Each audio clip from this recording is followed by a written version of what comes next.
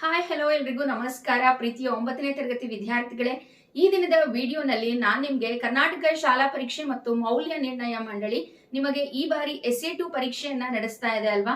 So ಇದರ ಸಂಬಂಧ ಈಗಾಗಲೇ ಇಲಾಖೆಯ ವೆಬ್ಸೈಟ್ ನಲ್ಲಿ ಮಾದರಿ ಪ್ರಶ್ನೆ ಪತ್ರಿಕೆಗಳನ್ನ ಪರಿಚಯಿಸಿದೆ. ಈ ದಿನದ ವಿಡಿಯೋನಲ್ಲಿ ನಾನು ಕನ್ನಡ ವಿಷಯದ ಪ್ರಶ್ನೆ ಪತ್ರಿಕೆ ಹೇಗಿದೆ, ಹಾಗೆ ಈ ಕನ್ನಡ ವಿಷಯದ ಪ್ರಶ್ನೆ ಪತ್ರಿಕೆಗೆ ಸಂಪೂರ್ಣ ಉತ್ತರಗಳನ್ನ ನಾನು ಈ ದಿನದ ವಿಡಿಯೋನಲ್ಲಿ ಹೇಳ್ತೇನೆ. ಹಾಗಾಗಿ ವಿಡಿಯೋವನ್ನ ಕೊನೆ ತನಕ ನೋಡಿ, ಹಾಗೆ ಈ ಒಂದು ವಿಡಿಯೋವನ್ನ ನಿಮ್ಮ ಸ್ನೇಹಿತರಿಗೂ ಕೂಡ ಶೇರ್ ಮಾಡಿ ಅಂತೇಳಿ ಹೇಳ್ತಾ, ನಿಮ್ಮ ಪರೀಕ್ಷೆಗೆ ಅನುಕೂಲವಾಗಲಿ ಅಂತೇಳಿ ಇಲಾಖೆಯ ವೆಬ್ಸೈಟ್ ನಲ್ಲಿ ಎಲ್ಲಾ ಪ್ರಶ್ನೆ ಪತ್ರಿಕೆಗಳು ಲಭ್ಯ ಇದೆ. ಎಲ್ಲಾ ವಿಷಯದ ಪ್ರಶ್ನೆ ಪತ್ರಿಕೆಗಳು ಲಭ್ಯ ಇದೆ. ಎಲ್ಲರೂ ಕೂಡ ಇಲಾಖೆಯ ವೆಬ್ಸೈಟ್ಗೆ ಹೋಗ್ಬಿಟ್ಟು ಡೌನ್ಲೋಡ್ ಮಾಡ್ಕೊಳ್ಳಿ ಈ ಪ್ರಶ್ನೆ ಪತ್ರಿಕೆಯನ್ನ, ಹಾಗೆ ಪ್ರಿಂಟ್ ಔಟ್ ತೆಕ್ಕೊಂಡ್ಬಿಟ್ಟು ಆನ್ಸರ್ ಅನ್ನ ಮಾಡೋದಕ್ಕೆ ಪ್ರಯತ್ನ ಪಡಿ ಅಂತೇಳಿ ಹೇಳ್ತಾ, ಬನ್ನಿ ಈ ದಿನದ ಕನ್ನಡ ಪ್ರಶ್ನೆ ಪತ್ರಿಕೆ ಯಾವ ರೀತಿ ಇದೆ ಅಂತ ಹೇಳಿ ನೋಡೋಣ. ಮೊದಲನೇದಾಗಿ 9ನೇ ತರಗತಿ ಪ್ರಥಮ ಭಾಷೆ ವಿಷಯದ ಕನ್ನಡ ಪರೀಕ್ಷೆ 100 ಅಂಕಗಳಿಗೆ ನಡೆಯುತ್ತೆ. ಒಟ್ಟು 45 ಪ್ರಶ್ನೆಗಳಿರುತ್ತೆ. ಸೇಮ್ 10ನೇ ತರಗತಿ ಪ್ರಶ್ನೆ ಪತ್ರಿಕೆ ಯಾವ ಮಾದರಿಯಲ್ಲಿರುತ್ತೋ ಅದೇ ಮಾದರಿಯಲ್ಲಿ ಈ ಪ್ರಶ್ನೆ ಪತ್ರಿಕೆಯನ್ನ ಸಿದ್ಧಪಡಿಸಿದ್ದಾರೆ. ಆದ್ರೆ ಅಲ್ಲಿ ಪ್ರಶ್ನೆ ಪತ್ರಿಕೆ ಸಪರೇಟ್ ಆಗಿರುತ್ತೆ, ಉತ್ತರ ಪತ್ರಿಕೆ ಸಪರೇಟ್ ಆಗಿರುತ್ತೆ. ಬಟ್ ಇಲ್ಲಿ ಏನಂತ ಹೇಳಿದ್ರೆ ಪ್ರಶ್ನೋತ್ತರ ಪತ್ರಿಕೆ ಇದಾಗಿರುತ್ತೆ. ಕರ್ನಾಟಕ ಶಾಲಾ ಪರೀಕ್ಷೆ ಮತ್ತು ಮೌಲ್ಯ ನಿರ್ಣಯ ಮಂಡಳಿ ಮೌಲ್ಯಾಂಕನ ಪರೀಕ್ಷೆ 2024 9ನೇ ತರಗತಿ ಪ್ರಥಮ ಭಾಷೆ ಕನ್ನಡ, ಒಟ್ಟು ಅಂಕಗಳು 100. ಈ ಒಂದು ಪ್ರಶ್ನೆ ಪತ್ರಿಕೆ ಉತ್ತರಿಸೋದಕ್ಕೆ ನಿಮಗೆ ಬೇಕಾದಂತಹ ಸಮಯ ಅಂತ ಹೇಳಿದ್ರೆ 3 ಗಂಟೆ 15 ನಿಮಿಷಗಳು. 15 ನಿಮಿಷವನ್ನ ಪ್ರಶ್ನೆ ಪತ್ರಿಕೆಯನ್ನ ಓದ್ಕೊಳ್ಳೋದಕ್ಕೆ ಅಂತ ಹೇಳಿ ಕೊಟ್ಟಿರ್ತಾರೆ. ನಿಮ್ಮ ಪ್ರಶ್ನೆ ಪತ್ರಿಕೆ ಇಲ್ಲಿ ಕಾಣಿಸ್ತಾ ಇದೆಯಲ್ವಾ, ಈ ರೀತಿಯಾಗಿರುತ್ತೆ. ಮೊದಲನೇದಾಗಿ ಇಲ್ಲಿ ನೀವು ವಿದ್ಯಾರ್ಥಿಗಳು ಭರ್ತಿ ಮಾಡಬೇಕಾದಂತಹ ಮಾಹಿತಿ ಅಂತ ಇದೆ. ಇಲ್ಲಿ ವಿದ್ಯಾರ್ಥಿಯ ಹೆಸರು ಅಂದ್ರೆ ನಿಮ್ಮ ಹೆಸರನ್ನ ಪೂರ್ಣವಾಗಿ ಕ್ಯಾಪಿಟಲ್ ಲೆಟರ್ ಅಲ್ಲಿ ಬರೀಬೇಕು. ಇದಾದ ನಂತರ ನಿಮ್ಮ SATS ಸಂಖ್ಯೆ ಅಂತೇಳಿ ಕೇಳಿದ್ದಾರೆ. ಪ್ರತಿಯೊಬ್ಬರಿಗೂ ಕೂಡ ಶಾಲೆಯಲ್ಲಿ SATS ಸಂಖ್ಯೆಯನ್ನ ಕೊಟ್ಟಿರ್ತಾರೆ. SATS ನಂಬರ್ ನ ಇಲ್ಲಿ ಬರೀರಿ. ನಂತರ ವಿದ್ಯಾರ್ಥಿಯ ಸಹಿ ಅಂತ ಇದೆ. ಇನ್ನು ಮುಂದಿರ್ತಕ್ಕಂತಹ ಮಾಹಿತಿ ಕೊಠಡಿಯ ಮೇಲ್ವಿಚಾರಕರು, ಹಾಗೆ ನಂತರ ಮೌಲ್ಯಮಾಪನದ ಸಮಯದಲ್ಲಿ ಶಿಕ್ಷಕರು ಫಿಲ್ ಮಾಡ್ತಕ್ಕಂಥದ್ದು. ಇದ್ರ ಬಗ್ಗೆ ನೀವೇನ್ ತಲೆ ಕೆಡಿಸ್ಕೋಬೇಡಿ. ಬನ್ನಿ ಹಾಗಿದ್ರೆ ನಿಮ್ಮ ಪ್ರಶ್ನೆ ಪತ್ರಿಕೆ ಯಾವ ರೀತಿ ಇದೆ ಅಂತ ಹೇಳಿ ನಾನು ಈಗ ಹೇಳ್ತೇನೆ, ಅದಕ್ಕೆ ಉತ್ತರಗಳನ್ನ ಕೂಡ ಹೇಳ್ತೇನೆ. ಈಗ ನೀವು ಮಾಡ್ಬೇಕಾಗಿರೋದೇನು ಅಂತ ಹೇಳಿದ್ರೆ, ನಾನ್ ಪ್ರಶ್ನೆಗಳನ್ನ ಹೇಳ್ತಾ ಹೋಗ್ತೀನಿ, ನೀವು ಲೈವ್ ಚಾಟ್ ಅಲ್ಲಿ ಅಥವಾ ಕಮೆಂಟ್ ಬಾಕ್ಸ್ ಅಲ್ಲಿ ಉತ್ತರಗಳನ್ನ ಹೇಳೋದಕ್ಕೆ ಪ್ರಯತ್ನ ಪಡಿ. ಮೊದಲನೇದಾಗಿ ಈ ರೀತಿಯಾಗಿದೆ. ಫಸ್ಟ್ ಮೇಲ್, ಕೆಳಗಿನ ಪ್ರಶ್ನೆಗಳಿಗೆ ಅಥವಾ ಅಪೂರ್ಣ ಹೇಳಿಕೆಗಳಿಗೆ 4 ಆಯ್ಕೆಗಳನ್ನ ನೀಡಲಾಗಿದೆ. ಅವುಗಳಲ್ಲಿ ಸೂಕ್ತವಾದಂತ ಉತ್ತರವನ್ನ ಆರಿಸಿ ಕ್ರಮಾಕ್ಷರದೊಂದಿಗೆ ಬರೆಯಿರಿ ಅಂತ ಹೇಳಿ ಕೊಟ್ಟಿದ್ದಾರೆ. MCQs ಇರುತ್ತೆ, 1 ಕ್ವಶನ್ ಇರುತ್ತೆ, 4 ಆಪ್ಷನ್ ಇರುತ್ತೆ. ಅದರಲ್ಲಿ ಸರಿಯಾಗಿರೋ ಉತ್ತರವನ್ನ ಆರಿಸ್ಬಿಟ್ಟು ಬರೀಬೇಕು. ಫಸ್ಟ್ ಕ್ವಶನ್ ಈ ರೀತಿಯಾಗಿದೆ. ಅಂಬೇರ ಜಯಪುರದ ಪೂರ್ವ ಕಾಲದ ರಾಜಧಾನಿ. ಈ ವಾಕ್ಯದಲ್ಲಿರುವ ಅನುಸ್ವಾರ ಸಹಿತ ಪದ. ಅನುಸ್ವಾರ ಅಂದ್ರೆ ಏನು? ಯಾವುದಾದ್ರೂ ಒಂದು ಅಕ್ಷರದ ಪಕ್ಕ 1 ಸೊನ್ನೆ ಬಂದ್ರೆ ಅದನ್ನ ಅನುಸ್ವಾರ ಅಂತಾರೆ. 2 ಸೊನ್ನೆ ಬಂದಾಗ ಅದನ್ನ ವಿಸರ್ಗ ಅಂತ ಹೇಳಿ ಕರೀತಾರೆ. ಯೋಗವಾಹದ 2 ವಿಧಗಳು ಅಲ್ವಾ. ಇಲ್ಲಿ ಆಪ್ಷನ್ ಎ ಅಂಬೇರ, ಆಪ್ಷನ್ ಬಿ ಜಯಪುರ, ಆಪ್ಷನ್ ಸಿ ಪೂರ್ವಕಾಲದ, ಆಪ್ಷನ್ ಡಿ ರಾಜಧಾನಿ. ಸುಲಭವಾಗಿ ಗುರುತಿಸಬಹುದು. ಅನುಸ್ವಾರ ಇರ್ತಕ್ಕಂತಹ ಪದ ಯಾವುದು ಇಲ್ಲಿ? ಎಸ್, ವೆರಿ ಗುಡ್, ಅಂಬೇರ. ಮೊದಲನೇ ಪ್ರಶ್ನೆಗೆ ಸರಿಯಾದಂತ ಉತ್ತರ ಆಪ್ಷನ್ ಎ ಅಂಬೇರ. ನೋಡಿ, ಉತ್ತರವನ್ನ ಬರೆಯುವಾಗ ನೀವು ಇದೇ ತರ ಬರಿಬೇಕು. ಫಸ್ಟ್ ಮೇನ್ ಮೊದಲನೇ ಪ್ರಶ್ನೆ, ಇದಕ್ಕೆ ಸರಿಯಾದಂತ ಉತ್ತರ ಆಪ್ಷನ್ ಎ ಅಂಬೇರ. ಇದೇ ರೀತಿಯಾಗಿ ಬರೀಬೇಕು. ನಂತರ ಎರಡನೇ ಪ್ರಶ್ನೆ ಈ ರೀತಿಯಾಗಿದೆ ನೋಡಿ. ಅರಮನೆಯ ಮೇಲಿನ ಅಂಗಳವನ್ನೇರಿ ಹೋದರೆ ದೊಡ್ಡದೊಂದು ಸಭಾಂಗಣ ಬರುತ್ತದೆ. ಇಲ್ಲಿರುವ ಸಭಾಂಗಣ ಪದವು ಈ ಸಂಧಿಗೆ ಉದಾಹರಣೆಯಾಗಿದೆ. ಆಪ್ಷನ್ ಎ ಲೋಪಸಂಧಿ, ಆಪ್ಷನ್ ಬಿ ಆಗಮ ಸಂಧಿ, ಆಪ್ಷನ್ ಸಿ ಸವರ್ಣ ದೀರ್ಘ ಸಂಧಿ, ಆಪ್ಷನ್ ಡಿ ಗುಣಸಂಧಿ. ನೋಡಿ, ಇಲ್ಲಿ ಯಾವ ಪದ ಕೊಟ್ಟಿದ್ದಾರೆ ಅಂತ ಹೇಳಿದ್ರೆ ಸಭಾಂಗಣ. ಸಭಾ ಪ್ಲಸ್ ಅಂಗಣ, ಸಭಾಂಗಣ. ಅ ಪ್ಲಸ್ ಅ. ಯಾವ ಸಂಧಿ ಇದು? ಎಸ್, ವೆರಿ ಗುಡ್, ಸವರ್ಣ ದೀರ್ಘ ಸಂಧಿ. ಆಪ್ಷನ್ ಸಿ ಸವರ್ಣ ದೀರ್ಘ ಸಂಧಿ. ಹಾಗೆ ವಿದ್ಯಾರ್ಥಿಗಳ ಇನ್ನೊಂದು ವಿಷಯ ಕೇಳಿಸ್ಕೊಳ್ಳಿ. ಮುಂದಿನ ತರಗತಿನಲ್ಲಿ ಬ್ಲೂ ಪ್ರಿಂಟ್ ಯಾವ ರೀತಿ ಇರುತ್ತೆ ಅಂತ ಹೇಳಿ ನಾನು ಹೇಳ್ತೇನೆ ನಿಮ್ಗೆ. ಆ ವಿಡಿಯೋಗೋಸ್ಕರ ವೇಟ್ ಮಾಡ್ತೀರಿ ಅಂತ ಹೇಳಿ ಹೇಳ್ತಾ, ನಂತರ 3ನೇ ಪ್ರಶ್ನೆ. ತಲಕಾಡಿನಲ್ಲಿ ಶಾಂತಿ ಸ್ಥಾಪನೆ ಮಾಡಿ 4 ದಿನಗಳಾದ ಮೇಲೆ ರಾಜಧಾನಿಗೆ ಹಿಂದಿರುಗೋಣ. ಇಲ್ಲಿ ಸ್ಥಾಪನೆ ಮಾಡಿ ಪದವು ಈ ಸಮಾಸಕ್ಕೆ ಉದಾಹರಣೆ. ಆಪ್ಷನ್ ಎ ತತ್ಪುರುಷ ಸಮಾಸ, ಆಪ್ಷನ್ ಬಿ ಕರ್ಮಧಾರಿಯ ಸಮಾಸ, ಆಪ್ಷನ್ ಸಿ ಕ್ರಿಯಾ ಸಮಾಸ, ಆಪ್ಷನ್ ಡಿ ಅಂಕಿ ಸಮಾಸ, ಅಂಶಿ ಸಮಾಸ. ಪ್ರಶ್ನೆ ಪತ್ರಿಕೆಯಲ್ಲಿ ತುಂಬಾನೇ ಸ್ಪೆಲ್ಲಿಂಗ್ ಮಿಸ್ಟೇಕ್ಸ್ ಇದೆ. ಎಲ್ರು ಕೂಡ ಅದನ್ನ ಸರಿ ಮಾಡ್ಕೊಳ್ಳಿ ಅಂತ ಹೇಳಿ ಹೇಳ್ತಾ, ನೋಡಿ ಇಲ್ಲಿ ಸ್ಥಾಪನೆ ಮಾಡಿ, ಮಾಡಿ ಅಂತಕ್ಕಂತಹ ಪದ ಇದೆ. ಹಾಗಾಗಿ ಇದು ಯಾವ ಸಮಾಸಕ್ಕೆ ಉದಾಹರಣೆ? Very good. ಕ್ರಿಯಾ ಸಮಾಸಕ್ಕೆ ಉದಾಹರಣೆ ಆಪ್ಷನ್ ಸಿ ಕ್ರಿಯಾ ಸಮಾಸ. ನಂತರ ನೋಡಿ 4ನೇ ಪ್ರಶ್ನೆ. ಡಾಕ್ಟರ್ BGL ಸ್ವಾಮಿ ಕರ್ನಾಟಕದ ಪ್ರಸಿದ್ಧ ಸಾಹಿತಿಗಳಲ್ಲಿ ಒಬ್ಬರಾಗಿದ್ದರು. ಈ ವಾಕ್ಯದಲ್ಲಿ ಸಾಹಿತಿಗಳಲ್ಲಿ ಪದದಲ್ಲಿ ಇರ್ತಕ್ಕಂತಹ ವಿಭಕ್ತಿ ಯಾವುದು ಅಂತ ಹೇಳಿ ಕೇಳ್ತಾ ಇದ್ದಾರೆ. ಸಾಹಿತಿಗಳಲ್ಲಿ ಅಂದಾಗ ಅಲ್ಲಿ ಅಂತಕ್ಕಂತಹ ಪ್ರತ್ಯಯ ಬರುತ್ತೆ. ಈಗ ಅಲ್ಲಿ ಅನ್ನೋದು ಎಷ್ಟನೇ ವಿಭಕ್ತಿ ಆಗುತ್ತೆ? ಆಪ್ಷನ್ ಎ ಪ್ರಥಮ ವಿಭಕ್ತಿ, ಆಪ್ಷನ್ ಬಿ ತೃತೀಯ ವಿಭಕ್ತಿ, ಆಪ್ಷನ್ ಸಿ ಪಂಚಮಿ ವಿಭಕ್ತಿ, ಆಪ್ಷನ್ ಡಿ ಸಪ್ತಮಿ ವಿಭಕ್ತಿ. ವಿಭಕ್ತಿಗಳು ಪ್ರತ್ಯಯಗಳು ಕಾರಕಾರ್ಥಗಳಿಗೆ ಸಂಬಂಧಿಸಿದಂತೆ ಒಂದು ಪ್ರಶ್ನೆ ಇದ್ದೇ ಇರುತ್ತೆ. ಹಾಗಾಗಿ ಅವುಗಳನ್ನ ನೀವು ನೀಟಾಗಿ ನೋಡ್ಕೊಳ್ಳಿ. ಇಲ್ಲಿ ಅಲ್ಲಿ ಅಂತ ಹೇಳಿ ಬಂದಿರೋದ್ರಿಂದ ಸಪ್ತಮಿ ವಿಭಕ್ತಿಗೆ ಉದಾಹರಣೆ ಆಪ್ಷನ್ ಡಿ ಸಪ್ತಮಿ ವಿಭಕ್ತಿ.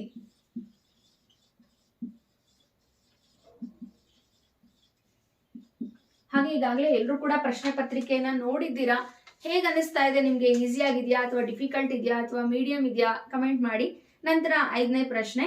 ಭಿನ್ನಹ ಗುರುವೆ, ಧ್ಯಾನಕ್ಕೆ ಬೇಸರ ಆದಾಗ ನಿನ್ನನ್ ಆದಿಯ ಮಾಡಿಕೊಂಡು ಕನ್ನಡದೊಳಗೊಂದು ಕಥೆಯ ಪೇಳುವೆನು. ಇಲ್ಲಿ ಭಿನ್ನಹ ಪದದ ತತ್ಸಮ ರೂಪ.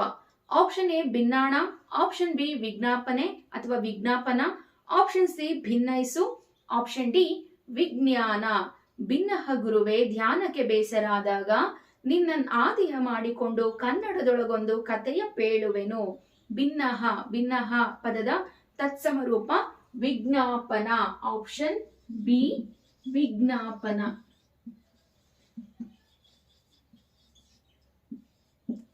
ನಂತರ 6ನೇ ಪ್ರಶ್ನೆ ನೋಡಿ. ತಾಯಿಯು ಅಡುಗೆಯನ್ನ ಮಾಡುತ್ತಾಳೆ.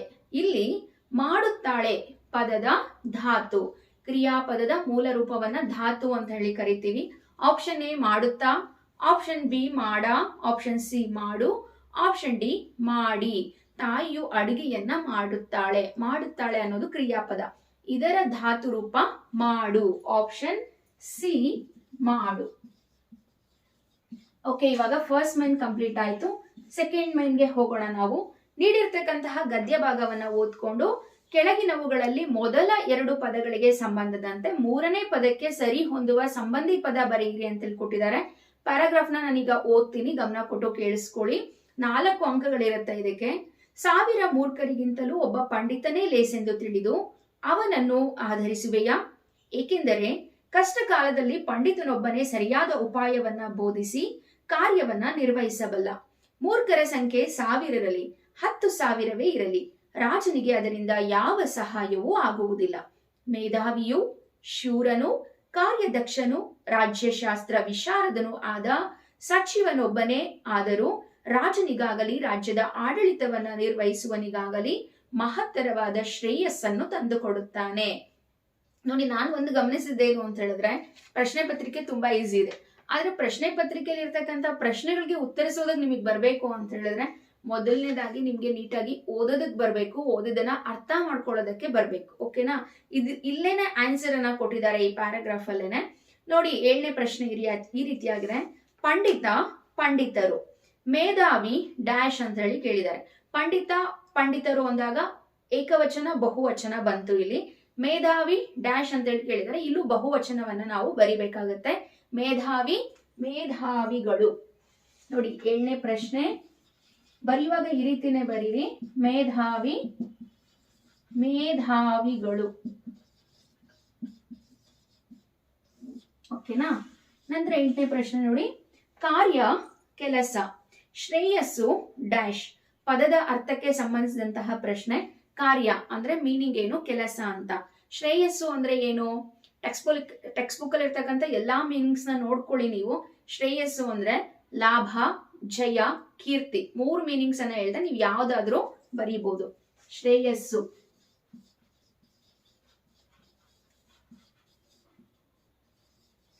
ಲಾಭ. ನಂತರ 9ನೇ ಪ್ರಶ್ನೆ. 1000ವಿರಲಿ, ಅದ್ರ ಪಕ್ಕ ಅಲ್ಪ ವಿರಾಮ ಚಿಹ್ನೆಯನ್ನ ಕೊಟ್ಟಿದ್ದಾರೆ. ಆಧರಿಸುವೆಯಾ ಅದಾದ್ಮೇಲೆ ಒಂದು ಲೇಖನ ಚಿಹ್ನೆಯನ್ನ ಕೊಟ್ಟಿದ್ದಾರೆ. ಅದು ಯಾವ ಚಿಹ್ನೆ ಅಂತ ಹೇಳಿ ಕೇಳ್ತಾ ಇದ್ದಾರೆ.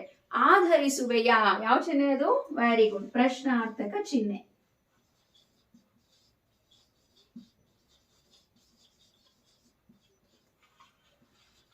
ಪ್ರಶ್ನಾರ್ಥಕ ಚಿಹ್ನೆ. ಓಕೆ, ನಂತರ ಸೆಕೆಂಡ್ ಮೇನ್ ನ ಕಡೆಯ ಪ್ರಶ್ನೆ ಈ ರೀತಿಯಾಗಿದೆ. ಒಬ್ಬ ಅನ್ನೋದು ಸಂಖ್ಯೆಯ ವಾಚಕವಾದ್ರೆ 10 ಅನ್ನೋದು ಏನು ಅಂತ ಹೇಳಿ ಕೇಳಿದ್ದಾರೆ. ಸುಲಭವಾಗಿ ಗುರುತಿಸಬಹುದು. 10 ಅನ್ನೋದು ಸಂಖ್ಯಾವಾಚಕ. ಒಬ್ಬ ಅಂದ್ರೆ ಸಂಖ್ಯೆಯ ವಾಚಕ, 10 ಅಂದ್ರೆ ಏನು, ಅದು ಸಂಖ್ಯಾವಾಚಕ.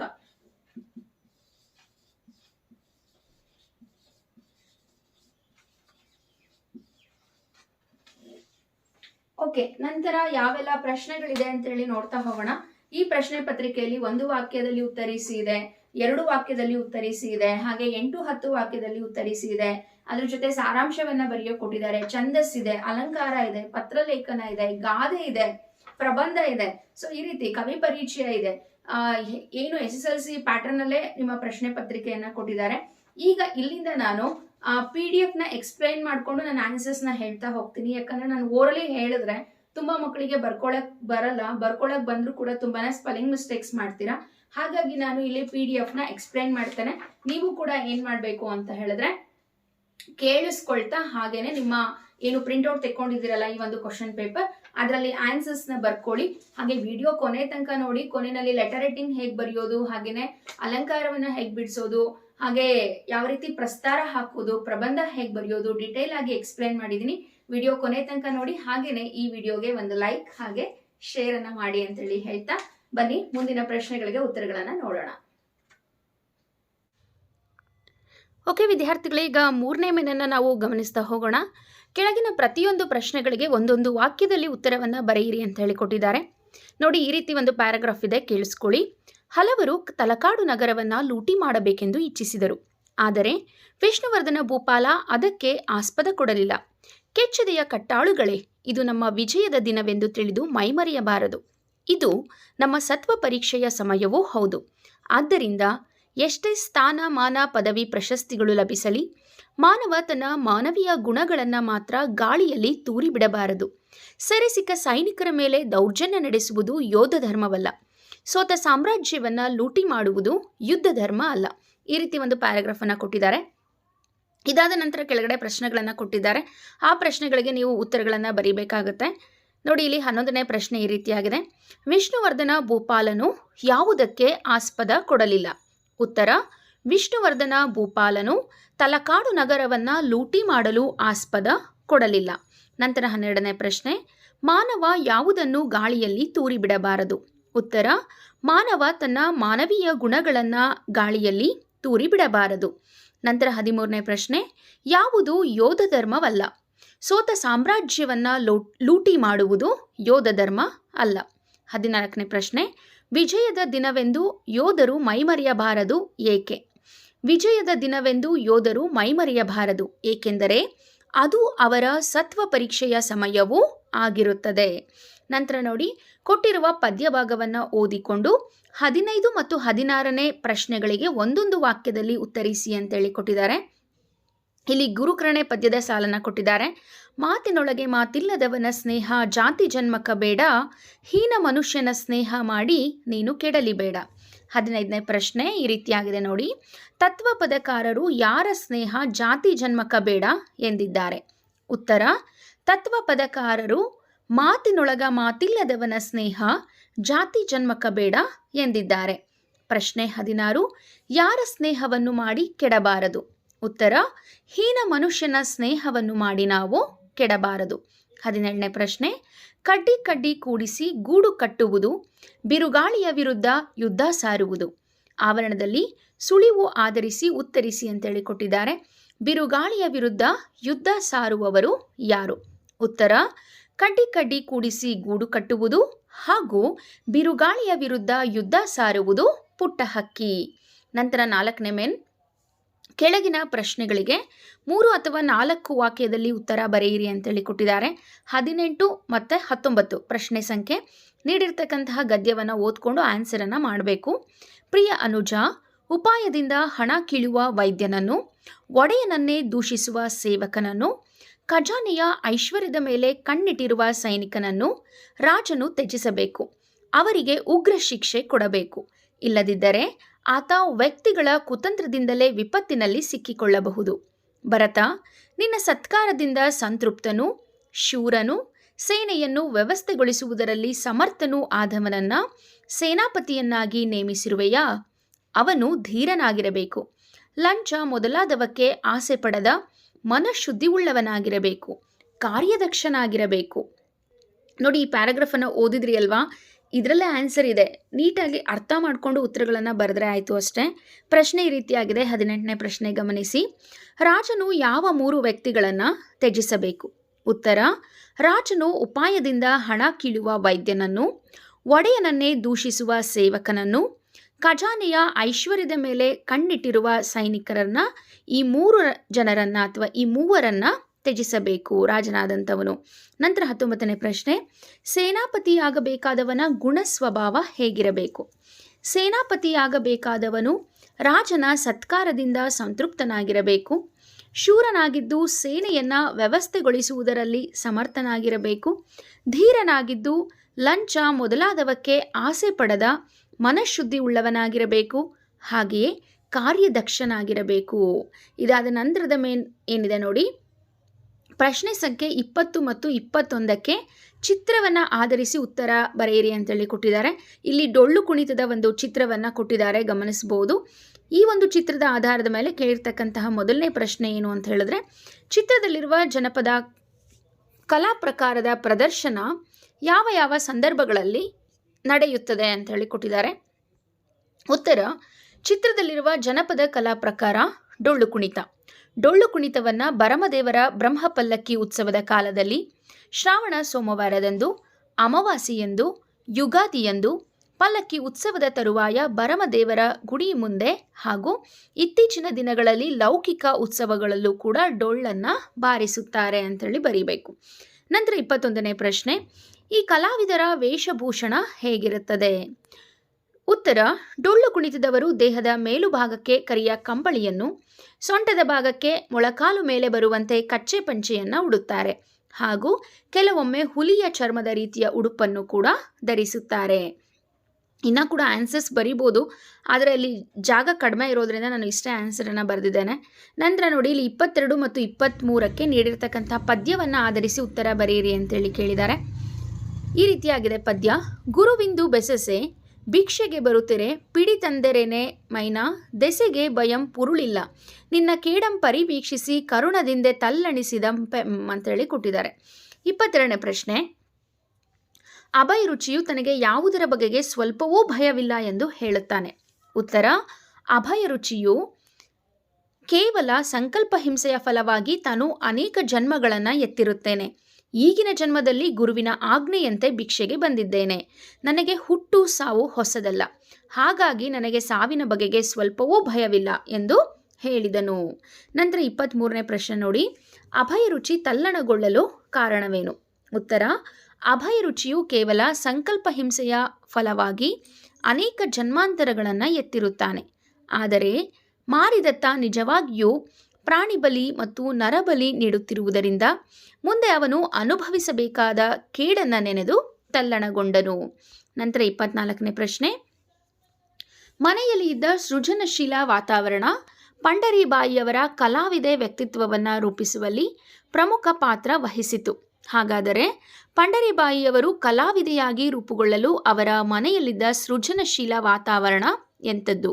ಉತ್ತರ: ಪಂಡರೀಬಾಯಿಯವರ ತಂದೆ ಹರಿದಾಸರಾಗಿದ್ದರು ಹಾಗೂ ತಾಯಿ ಶಾಲಾ ಶಿಕ್ಷಕಿಯಾಗಿದ್ದು, ಇವರ ಕುಟುಂಬದಲ್ಲಿ ಶ್ರದ್ಧಾ ಭಕ್ತಿಗಳನ್ನು ಅತ್ಯಂತ ಶಿಸ್ತಿನಿಂದ ಪರಿಪಾಲಿಸುತ್ತಿದ್ದರು. ಚಿಕ್ಕಂದಿನಲ್ಲೇ ಪಂಡರೀಬಾಯಿಯವರಿಗೆ ಸಂಗೀತದ ಅಭ್ಯಾಸವಾಗಿತ್ತು. ಹರಿಕತೆ ಮಾಡುವುದು ಹಾಗೂ ಕೀರ್ತನೆ ಹಾಡುವುದನ್ನು ಇವರು ಕಲಿತಿದ್ದರು. ಈ ಸೃಜನಶೀಲ ವಾತಾವರಣದಿಂದ ಪಂಡರೀಬಾಯಿ ಕಲಾವಿದೆಯಾಗಿ ರೂಪುಗೊಂಡರು. ನಂತರ 25ನೇ ಪ್ರಶ್ನೆ ನೋಡಿ. ಲಾಂಚು ಬರುವವರೆಗೆ ಹೊತ್ತು ಕಳೆಯಲು ಹೊಳೆದಂಡೆಯಲ್ಲಿ ನಿಂತಿರುವ ಜನರು ವಿವಿಧ ಚಟುವಟಿಕೆಗಳನ್ನು ಮಾಡುತ್ತಿರುತ್ತಾರೆ. ಏನೆಲ್ಲ ಚಟುವಟಿಕೆಗಳನ್ನು ಮಾಡಬಹುದು? ಯೋಚಿಸಿ ಬರೆಯಿರಿ. ಉತ್ತರ: ಲಾಂಚು ಬರುವವರೆಗೆ ಹೊತ್ತು ಕಳೆಯಲು ಹೊಳೆದಂಡೆಯಲ್ಲಿ ನಿಂತಿರುವ ಜನರು ದಂಡೆಗುಂಟ ಅಡ್ಡಾಡುತ್ತಾ ಕಪ್ಪೆ ಚಿಪ್ಪು ನುಣ್ಣನೆ ಉರುಟುಗಲ್ಲುಗಳನ್ನು ಹೆಕ್ಕಬಹುದು. ಹೆಕ್ಕಿದ ಕಲ್ಲನ್ನು ಹೊಳೆಗೆ ಎಸೆಯಬಹುದು. ಆಗ ಮೂಡುವ ಅಲೆಗಳನ್ನು ನೋಡುತ್ತಾ ಮೈಮರೆಯಬಹುದು. ಹಾಗೂ ತಮ್ಮ ಬಳಿ ಏನಾದರೂ ತಿಂಡಿ ಇದ್ದರೆ ಮೀನುಗಳಿಗೆ ಹಾಕಬಹುದು. ನಂತರ 26ನೇ ಪ್ರಶ್ನೆ, ನನ್ನಾಸೆ ಕವನದ ಪ್ರಕಾರ ಮತ್ತೊಬ್ಬರಿಗೆ ಬೆಳಕು ನೀಡಲು ತನ್ನನ್ನೇ ಸುಡುವ ಬತ್ತಿ ನಾನಾಗಬೇಕು. ಹಾಗಾದರೆ ಪುಣ್ಯವಂತರಿಗೆ ನೆರಳಾಗಲು ಹಾಗೂ ದಾಹಗೊಂಡವರ ತನುವ ತಣಿಸಲು ಏನಾಗಬೇಕು? ನನ್ನಾಸೆ ಕವನದಲ್ಲಿ ಕವಯತ್ರಿಯ ಆಸೆಯೆಂದರೆ ಪುಣ್ಯವಂತರಿಗೆ ನೆರಳಾಗಲು ಮಣ್ಣಲ್ಲಿ ಮಣ್ಣಾಗಿ ಮಣ್ಣ ಮೇಲೊಂದು ಮರವಾಗುವುದು ಹಾಗೂ ದಾಹಗೊಂಡವರ ತನುವ ತಣಿಸಲು ಭತ್ತದ ಹೊರತೆ ಸದಾ ಚಿಮ್ಮುತ್ತಲಿರುವ ಚಿಲುಮೆ ಆಗುವುದಾಗಿದೆ. ನಂತರ 27ನೇ ಪ್ರಶ್ನೆ, ಕುಡಿತಮ್ಮ, ಜೀವ ಬದುಕಲಿ ಮೊದಲು. ಜೀವಕ್ಕೆ ಯಾವ ಕುಲಾನೂ ಇಲ್ಲ. ಗಾಳಿಗೆ ಕುಲ ಅದೇನು ತಮ್ಮ, ನೀರಿಗೆ ಕುಲ ಅದೇನು ತಮ್ಮ, ನೆಲಕ್ಕೆ ಕುಲ ಅದೇನು, ಅದು ನಾವು ಮಾಡಿಕೊಂಡದ್ದು ಕುಡಿ. ಇದರ ಅರ್ಥವನ್ನು ನಿಮ್ಮ ಮಾತಿನಲ್ಲಿ ಬರೆಯಿರಿ ಅಂತ ಹೇಳಿ ಕೊಟ್ಟಿದ್ದಾರೆ. ದುರ್ಗಪ್ಪ ಶಂಕರಣ್ಣನಿಗೆ, ತಮ್ಮ, ನೀರು ಕುಡಿದು ಮೊದಲು ಜೀವ ಉಳಿಸಿಕೊ. ಜೀವಕ್ಕೆ ಯಾವ ಜಾತಿ ಕುಲ ಇಲ್ಲ. ಜೀವನಾವಶ್ಯಕ ವಸ್ತುಗಳಾದ ಗಾಳಿ, ನೀರು, ನೆಲಕ್ಕೆ ಯಾವುದೇ ಜಾತಿ ಕುಲವಿಲ್ಲ. ಇವೆಲ್ಲವನ್ನ ಮನುಷ್ಯರಾದ ನಾವು ಸೃಷ್ಟಿ ಮಾಡಿಕೊಂಡಿರುವುದು ಎಂದು ಹೇಳಿದನು. ನಂತರ ನೋಡಿ, ಕೆಳಗಿನ ಪ್ರಶ್ನೆಗಳಿಗೆ ಉತ್ತರಿಸಿ ಅಂತೇಳಿ ಕೊಟ್ಟಿದ್ದಾರೆ. 28ನೇ ಪ್ರಶ್ನೆ, ಚಿತ್ರದಲ್ಲಿರುವ ಸಾಹಿತಿಯನ್ನು ಗುರುತಿಸಿ ಕಾಲ, ಸ್ಥಳ, ಕೃತಿ, ಪ್ರಶಸ್ತಿಗಳನ್ನು ಕುರಿತು ಬರೆಯಿರಿ ಅಂತೇಳಿ ಕೊಟ್ಟಿದ್ದಾರೆ. ಇಲ್ಲಿ ನೋಡಿ, ಚಿತ್ರದಲ್ಲಿರ್ತಕ್ಕಂತಹ ಸಾಹಿತಿ ಹೆಸರು ಡಾಕ್ಟರ್ ಎಸ್.ಎಲ್. ಭೈರಪ್ಪ. ಇವರು ಭಾರತದ ಪ್ರಸಿದ್ಧ ಸಾಹಿತಿ ಹಾಗೂ ಕಾದಂಬರಿಕಾರರಾಗಿದ್ದು ಆಗಸ್ಟ್ 20ನೇ ತಾರೀಕು 1931ರಂದು ಹಾಸನ ಜಿಲ್ಲೆಯ ಸಂತೇಶಿವರದಲ್ಲಿ ಜನಿಸಿದರು. ಇವರು ಧರ್ಮಶ್ರೀ, ಗೃಹಭಂಗ, ದಾಟು, ಪರ್ವ, ಮಂದ್ರ, ಆವರಣ ಮೊದಲಾದ ಕೃತಿಗಳನ್ನು ರಚಿಸಿದ್ದಾರೆ. ಇವರಿಗೆ ಕೇಂದ್ರ ಸಾಹಿತ್ಯ ಅಕಾಡೆಮಿ ಪ್ರಶಸ್ತಿ, ನಾಡೋಜ ಪ್ರಶಸ್ತಿ ಹಾಗೂ ಸರಸ್ವತಿ ಸಮ್ಮಾನ್ ಇನ್ನೂ ಅನೇಕ ಪ್ರಶಸ್ತಿಗಳು ದೊರೆತಿದೆ. ನಂತರ ನೋಡಿ, ಇಲ್ಲಿ 29ನೇ ಪ್ರಶ್ನೆ, ನಡುಗನ್ನಡದ ಪ್ರಮುಖ ಕವಿಗಳಲ್ಲಿ ಒಬ್ಬರಾದ ರತ್ನಾಕರ ವರ್ಣಿಯು ಕನ್ನಡ ಸಾಂಗತ್ಯ ಕವಿಗಳಲ್ಲಿ ಅಗ್ರಗಣ್ಯ. ಅಪ್ಪಟ ದೇಸಿ ಛಂದಸ್ಸಾದ ಸಾಂಗತ್ಯದಲ್ಲಿ ಬೃಹತ್ ಕಾವ್ಯ ರಚಿಸಿದ್ದಾನೆ. ಈ ಕವಿಯ ಕಾಲ, ಸ್ಥಳ, ಕೃತಿ ಮತ್ತು ಪ್ರಶಸ್ತಿಗಳನ್ನು ಕುರಿತು ವಾಕ್ಯ ರೂಪದಲ್ಲಿ ಬರೆಯಿರಿ ಅಂತ ಹೇಳಿ ಕೊಟ್ಟಿದ್ದಾರೆ.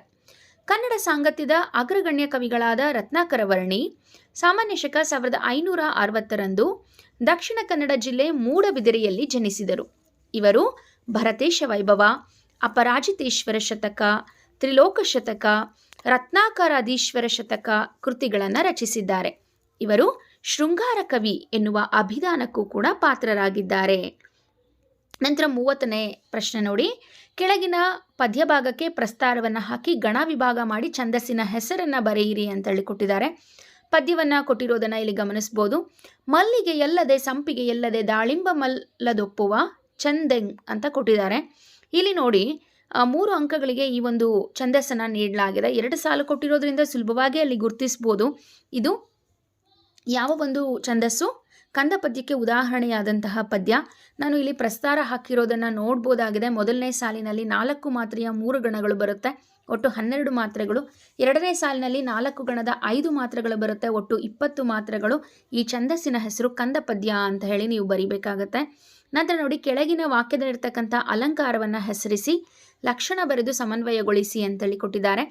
ಬಾನಿನಲ್ಲಿ ಗಾಳಿಪಟಗಳು ಹಕ್ಕಿಗಳಂತೆ ಹಾರಾಡುತ್ತಿದ್ದವು. ನಿಮ್ಮ ಟೆಕ್ಸ್ಟ್ ಬುಕ್ಕಲ್ಲೇ ಇರ್ತಕ್ಕಂಥದ್ದು.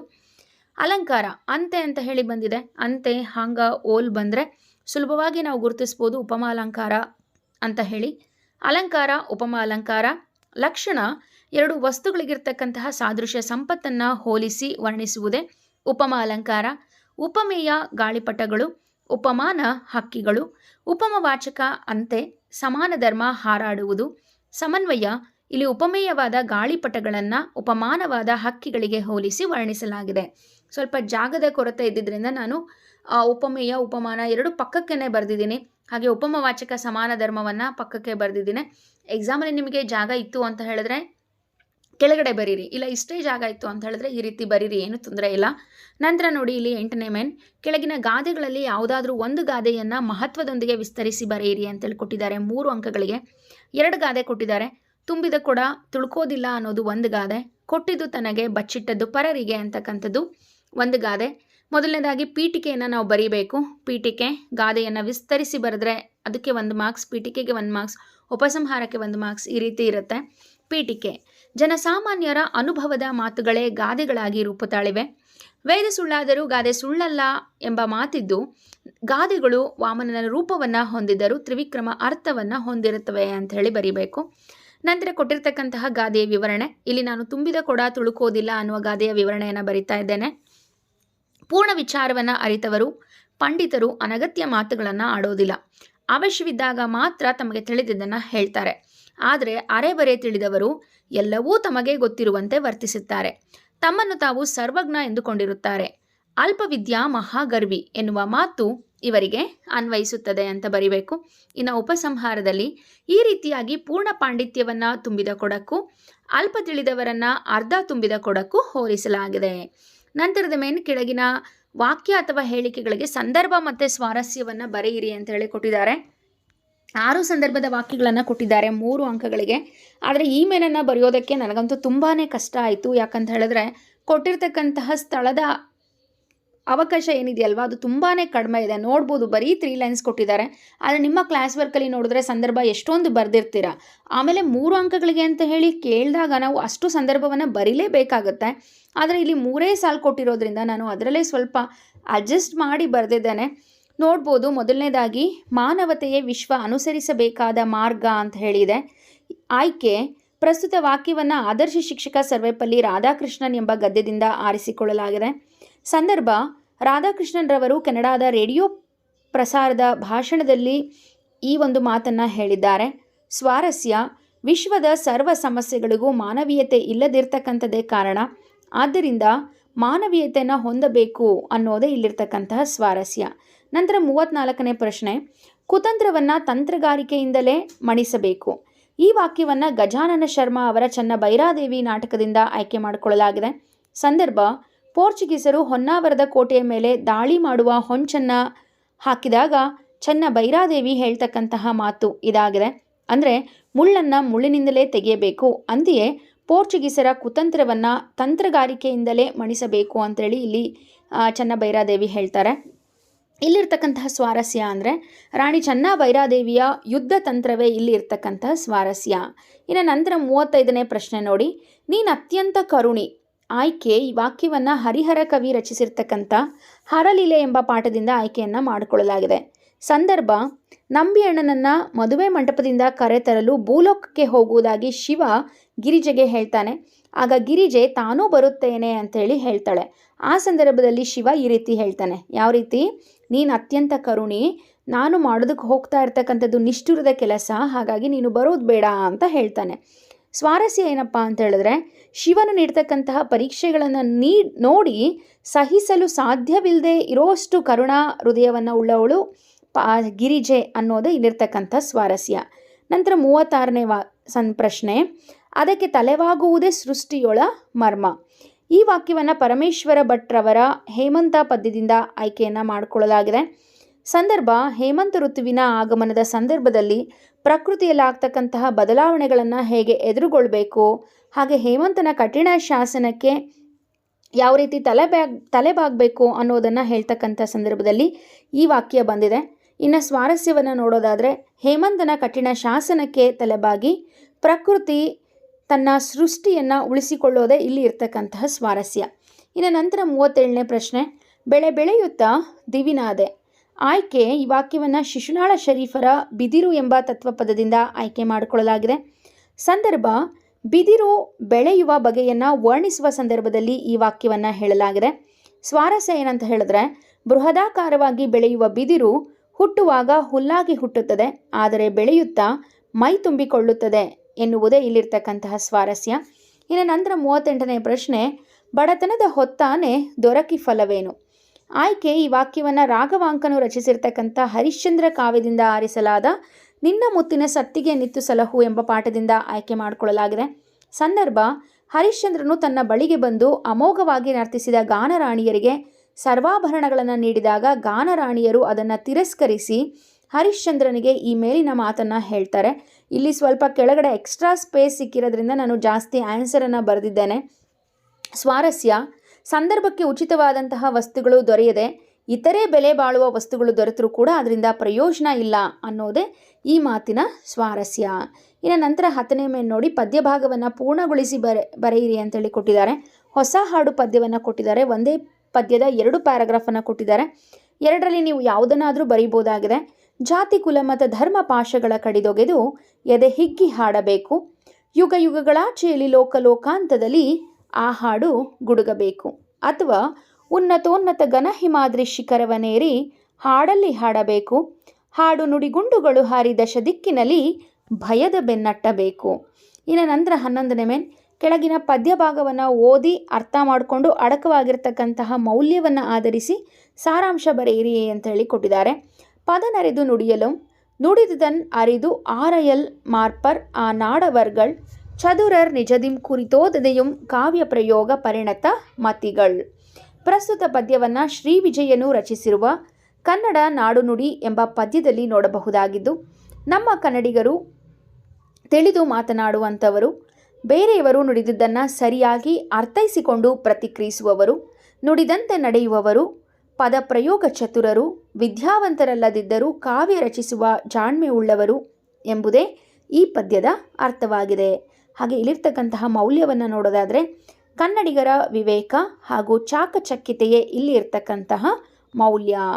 ಇನ್ನು ನಂತರ 12ನೇ ಮೇನನ್ನು ನೋಡೋದಾದರೆ ಕೆಳಗಿನ ಪ್ರಶ್ನೆಗಳಿಗೆ 8-10 ವಾಕ್ಯದಲ್ಲಿ ಉತ್ತರ ಬರೆಯಿರಿ ಅಂತೇಳಿ ಕೊಟ್ಟಿದ್ದಾರೆ.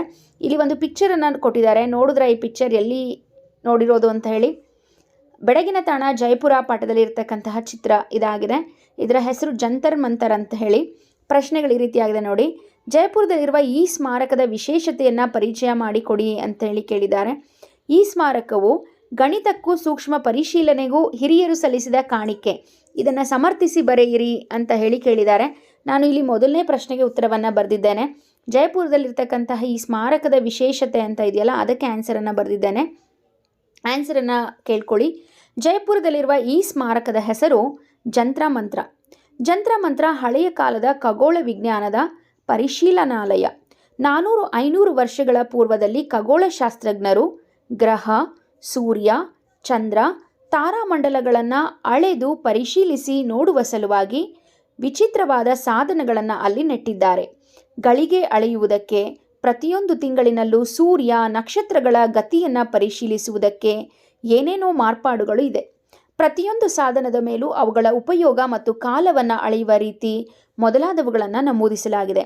ದೂರದರ್ಶಕ ಯಂತ್ರದ ಸಹಾಯವಿಲ್ಲದೆ ಬರಿಗಣ್ಣಿನಿಂದಲೇ ಖಗೋಳದ ಗ್ರಹಗಳನ್ನು ಗತಿಗಳನ್ನು ಅಳೆಯಲು ಮಾಡಿದ ಈ ಸಾಧನಗಳು ಗಣಿತಕ್ಕೂ ಸೂಕ್ಷ್ಮ ಪರಿಶೀಲನೆಗೂ ಹಿರಿಯರು ಸಲ್ಲಿಸಿದ ಕಾಣಿಕೆಯಾಗಿದೆ ಅಂತ ಹೇಳಿ ಬರೆದ್ರೆ ಆಯಿತು. ನಂತರ 42ನೇ ಪ್ರಶ್ನೆ, ಮೋಹ ಮುಸುಕಿದ ಬುದ್ಧಿ ಸರ್ವನಾಶದ ಸಿದ್ಧಿ, ವ್ಯಾಮೋಹವನ್ನು ತೊರೆದು ಬಾಳಬೇಕು, ಏನು ಬಂದರೂ ಕೂಡ ತಾಳಬೇಕು. ಈ ಪದ್ಯವನ್ನು ಆಧಾರವಾಗಿಟ್ಕೊಂಡು ಪಾರಿವಾಳ ಕಥೆಯ ಸಾರಾಂಶವನ್ನು ನಿಮ್ಮ ಮಾತಿನಲ್ಲಿ ಬರೆಯಿರಿ ಅಂತೇಳಿ ಕೊಟ್ಟಿದ್ದಾರೆ. ಅಥವಾ ವ್ಯಾಮೋಹವನ್ನು ತೊರೆದು ತಾಳ್ಮೆಯಿಂದ ಯೋಚಿಸಿ ಕಾರ್ಯಸಾಧನೆ ಮಾಡಬೇಕು, ಈ ಆಶಯವನ್ನು ವಿವರಿಸಿ ಅಂತ ಹೇಳಿಕೊಟ್ಟಿದ್ದಾರೆ.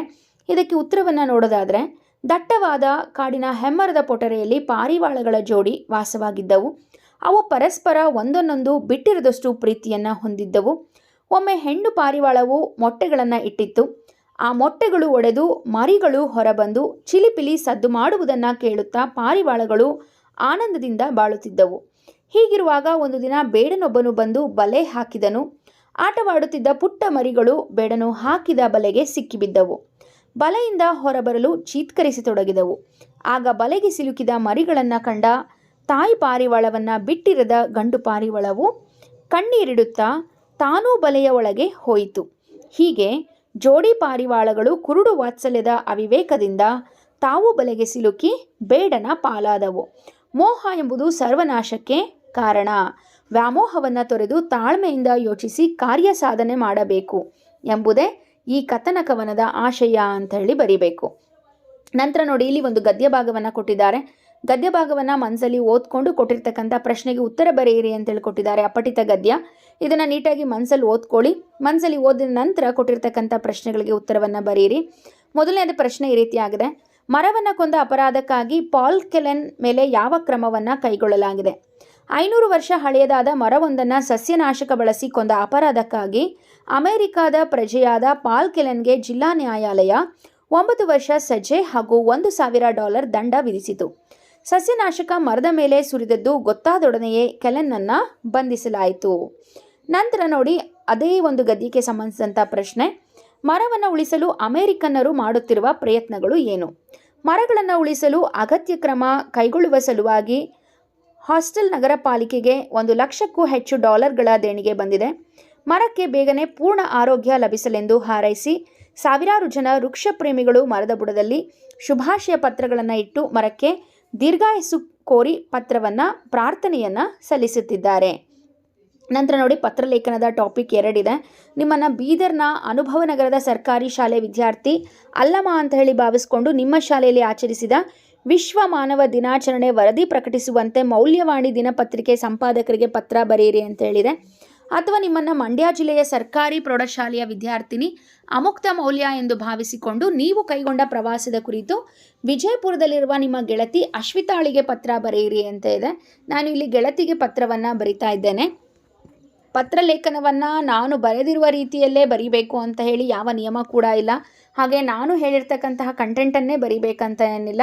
ನೀವು ಏನು ಬೇಕಾದರೂ ಬರಿಬಹುದಾಗಿದೆ. ಮೊದಲನೇದಾಗಿ, ಇವರಿಂದ ಅಮುಕ್ತ ಮೌಲ್ಯ ಸರ್ಕಾರಿ ಪ್ರೌಢಶಾಲೆ ಮಂಡ್ಯ, ದಿನಾಂಕವನ್ನು ಹಾಕಿದ್ದೇನೆ. ನನ್ನ ಪ್ರೀತಿಯ ಗೆಳತಿ ಅಶ್ವಿತಾಳಿಗೆ ನನ್ನ ಶುಭಾಶಯಗಳು. ನಾನು ಇಲ್ಲಿ ಕ್ಷೇಮವಾಗಿದ್ದೇನೆ, ನೀನು ಕೂಡ ಅಲ್ಲಿ ಕ್ಷೇಮದಿಂದ ಇರುವೆ ಎಂದು ಭಾವಿಸುತ್ತೇನೆ. ಈ ಪತ್ರ ಬರೆಯಲು ಕಾರಣವೇನೆಂದರೆ, ನಮ್ಮ ಶಾಲೆಯಿಂದ ನಮ್ಮನ್ನೆಲ್ಲ 2 ದಿನಗಳ ಶೈಕ್ಷಣಿಕ ಪ್ರವಾಸಕ್ಕೆ ಕರೆದುಕೊಂಡು ಹೋಗಿದ್ದರು. ಮೊದಲನೇ ದಿನ ಮೈಸೂರಿನಲ್ಲಿ ಅರಮನೆ, ಮೃಗಾಲಯ, ಚಾಮುಂಡಿ ಬೆಟ್ಟ, KRS ನೋಡಿಕೊಂಡು 2ನೇ ದಿನ ಮಡಿಕೇರಿ, ತಲಕಾವೇರಿಗೆ ಹೋಗಿದ್ದೆವು. ನಿಜಕ್ಕೂ ಸುಂದರವಾದ ಅನುಭವವನ್ನು ಈ ಪ್ರವಾಸವು ನಮ್ಮೆಲ್ಲರಿಗೂ ತಂದುಕೊಟ್ಟಿತು. ನಾನು ನನ್ನ ಸ್ನೇಹಿತರ ಜೊತೆ ಸೇರಿ ಪ್ರವಾಸದಲ್ಲಿ ಸುಂದರ ಕ್ಷಣಗಳನ್ನು ಕಳೆದಿದ್ದೇನೆ. ನಿಮ್ಮ ಶಾಲೆಯಲ್ಲಿ ಈ ಬಾರಿ ಪ್ರವಾಸಕ್ಕೆ ಕರೆದುಕೊಂಡ ಅನುಭವವನ್ನು ನನ್ನೊಂದಿಗೆ ಹಂಚಿಕೋ. ನಿನ್ನ ಪ್ರವಾಸದ ಅನುಭವದ ಪತ್ರಕ್ಕಾಗಿ ಕಾಯುತ್ತಿರುತ್ತೇನೆ. ಇಂದಿನ ಪ್ರೀತಿಯ ಗೆಳತಿ ಅಮುಕ್ತ ಮೌಲ್ಯ. ಇವರಿಗೆ ಅಶ್ವಿತಾ ಸರ್ಕಾರಿ ಪ್ರೌಢಶಾಲೆ ವಿಜಯಪುರ. ನಂತರ ಎಲ್ಲ ಪತ್ರವನ್ನು ಕಂಪ್ಲೀಟಾಗಿ ಬರೆದ ಮೇಲೆ ನಿಮ್ಮ ಪತ್ರ ಈ ರೀತಿ ನೀಟಾಗಿ ಕಾಣಿಸ್ಬೇಕು. ಈ ರೀತಿ ಇದ್ದರೆ ಖಂಡಿತ ಔಟ್ ಆಫ್ ಅಂಕಗಳು ನಿಮಗೆ ಸಿಗುತ್ತೆ ಅಂತೇಳಿ ಹೇಳ್ತಾ, ನಂತರ ನೋಡಿ, ಯಾವುದಾದ್ರೂ ಒಂದು ವಿಷಯಕ್ಕೆ 15 ವಾಕ್ಯ ಮೀರಿದಂಗೆ ಪ್ರಬಂಧ ಬರೆಯಿರಿ ಅಂತೇಳಿ ಕೊಟ್ಟಿದ್ದಾರೆ 5 ಅಂಕಗಳಿಗೆ. ಸಾವಯವ ಕೃಷಿ ಬಗ್ಗೆ 1 ಪ್ರಬಂಧ ಇದೆ. ಗ್ರಂಥಾಲಯದ ಮಹತ್ವದ ಬಗ್ಗೆ 1 ಪ್ರಬಂಧ ಇದೆ. ನಾನು ಇಲ್ಲಿ ಗ್ರಂಥಾಲಯದ ಮಹತ್ವದ ಕುರಿತು ಪ್ರಬಂಧವನ್ನು ಬರಿತಾ ಇದ್ದೇನೆ. ಪೀಠಿಕೆ: ಗ್ರಂಥಾಲಯಗಳಿಲ್ಲದ ಅಥವಾ ಗ್ರಂಥಗಳಿಲ್ಲದ ಕೋಣೆ ಆತ್ಮವಿಲ್ಲದ ದೇಹವಿದ್ದಂತೆ. ಪುಸ್ತಕಗಳು ನಮ್ಮ ಜ್ಞಾನ ಭಂಡಾರಗಳು. ಪುಸ್ತಕಗಳು ನಮ್ಮ ಒಳ್ಳೆಯ ಗುರು ಹಾಗೂ ಗೆಳೆಯನಿದ್ದಂತೆ. ವಿಷಯ ನಿರೂಪಣೆ: ಮನುಷ್ಯನ ದೇಹಕ್ಕೆ ಅನ್ನ, ನೀರು, ಗಾಳಿ ಹೇಗೆ ಮುಖ್ಯವೋ ಹಾಗೆಯೇ ಮಾನವನ ವಿಕಾಸಕ್ಕೆ ಪುಸ್ತಕಗಳು ಅವಶ್ಯವಾಗಿದೆ. ಓದುವ ಹವ್ಯಾಸವುಳ್ಳವರಿಗೆ ಪುಸ್ತಕಗಳೇ ಜೀವನ ಸಂಗಾತಿ. ಸಾರ್ವಜನಿಕ ಗ್ರಂಥಾಲಯಗಳು ಕಿರಿಯರಿಂದ ಹಿರಿಯರವರೆಗೆ ಬೇಕಾಗುವ ಎಲ್ಲ ರೀತಿಯ ಪುಸ್ತಕಗಳನ್ನು ಹೊಂದಿರಬೇಕು. ಎಲ್ಲ ಗ್ರಾಮ, ತಾಲೂಕು, ಜಿಲ್ಲೆಗಳಲ್ಲೂ ಕೂಡ ಗ್ರಂಥಾಲಯಗಳು ಇದ್ದು ಜ್ಞಾನದ ಪ್ರಸಾರ ನಿರಂತರವಾಗಿ ಸಾಗಿದೆ. ಎಲ್ಲರಿಗೂ ಬೇಕಾಗುವ ಎಲ್ಲ ರೀತಿಯ ಗ್ರಂಥಗಳನ್ನು ಒಂದೇ ಸೂರಿನಡಿ ಸಂಗ್ರಹಿಸಿ ಜ್ಞಾನವನ್ನು ನೀಡುವ ಸಂಸ್ಥೆಯೇ ಗ್ರಂಥಾಲಯ. ಉನ್ನತ ಅಭ್ಯಾಸ ಮಾಡುವ ವಿದ್ಯಾರ್ಥಿಗಳಿಗೆ ಗ್ರಂಥಾಲಯಗಳು ಜ್ಞಾನ ದಾಸೋಹದ ಮನೆಗಳಿದ್ದಂತೆ. ಹಾಗೆ ನೋಡಿ, ಇಲ್ಲಿ ಗ್ರಂಥಾಲಯದ ಬಗ್ಗೆ, ಪುಸ್ತಕದ ಬಗ್ಗೆ 1-2 ಕೊಟೇಶನ್ಸ್ಗಳನ್ನು ಹಾಕಿದ್ದೇನೆ. ಗುರುವಿನೊಂದಿಗೆ ಪುಸ್ತಕಗಳು ನಮ್ಮನ್ನು ಪರಿಪೂರ್ಣತೆಯ ಕಡೆಗೆ ಒಯ್ಯುತ್ತವೆ. ಸ್ವಾಮಿ ವಿವೇಕಾನಂದ ಅವರು ಹೇಳಿರ್ತಕ್ಕಂಥದ್ದು. ಹಾಗೆ ಮತ್ತೊಂದು ಕೊಟೇಶನ್ ಮಹಾತ್ಮ ಗಾಂಧೀಜಿಯವರು ಹೇಳಿರ್ತಕ್ಕಂಥದ್ದು. ಪುಸ್ತಕಗಳು ನಮ್ಮ ಜೀವನದ ಶಿಖರಗಳನ್ನು ತಲುಪಿಸುವ ವಾಹನಗಳು. ಹಾಗೆಯೇ ಉಪಸಂಹಾರ: ಗ್ರಂಥಾಲಯಗಳು ಜ್ಞಾನ ವಿಕಾಸದ ಗುರುವಿದ್ದಂತೆ. ನಾವು ಅವುಗಳ ಸದುಪಯೋಗ ಮಾಡಿಕೊಳ್ಳಬೇಕು. ಅಲ್ಲದೆ ಗ್ರಂಥಾಲಯಗಳ ಸಂರಕ್ಷಣೆ ಮಾಡಬೇಕಾದ್ದು ನಮ್ಮ ಕರ್ತವ್ಯವಾಗಿದೆ. ಇದಿಷ್ಟು 9ನೇ ತರಗತಿ ಎಸ್ಎ 2 ಪರೀಕ್ಷೆಗೆ ಸಂಬಂಧಿಸಿದಂತೆ ಮಾದರಿ ಪ್ರಶ್ನೆ ಪತ್ರಿಕೆ ಅಂತೇಳಿ ಹೇಳ್ತಾ ವಿಡಿಯೋವನ್ನು ವೀಕ್ಷಿಸಿದ್ದಕ್ಕೆ ಧನ್ಯವಾದಗಳು.